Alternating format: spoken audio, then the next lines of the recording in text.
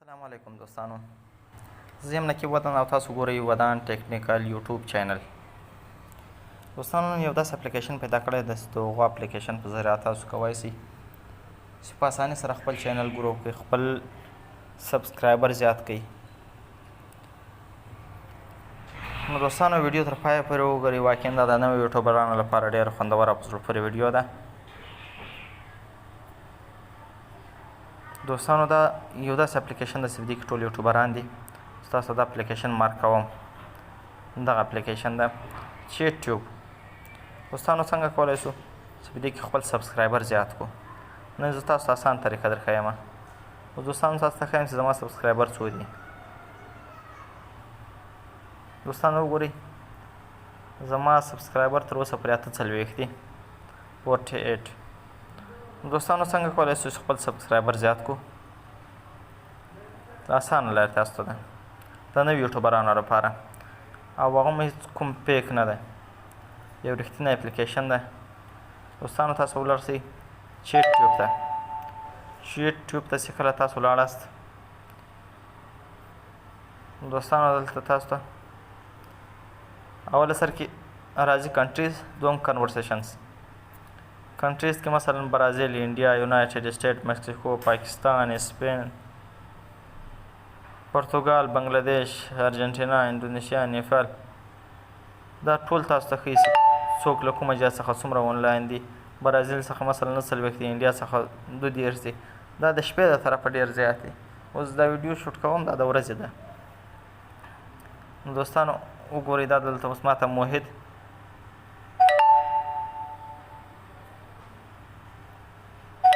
دې لینک راولېږل.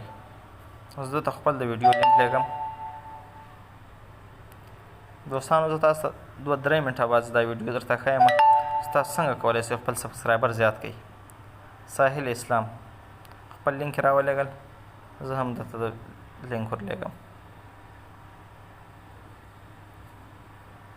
دوستانو داسې تاسو په اسانۍ سره کولی شئ چې خپل چینل ګرو کړئ یا یې مخ ته بوځئ، او تاسو په اسانۍ سره کولی شئ چې خپل سبسکرایبر زیات کړئ.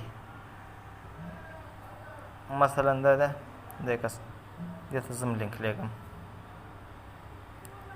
ته د چینل ته ولاړ شئ، دلته سبسکرایب پر سبسکرایب ده. مثلا دې چینل ده، دا ما سبسکرایب کړ، صحیح ده دوستانو. دلته به تاسو راسئ، دلته به ما سبسکرایب کړ.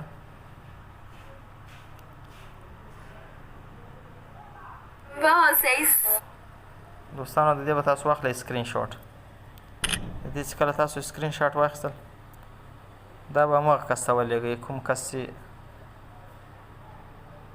تاسو غواړئ هغه تاسو چینل سبسکرایب کړئ.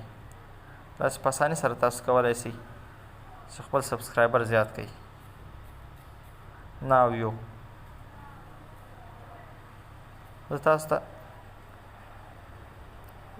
دا ویډیو دروم تر څو پورې زه نورو کسانو ته وایم چې ما زموږ چینل سبسکرایب کړئ.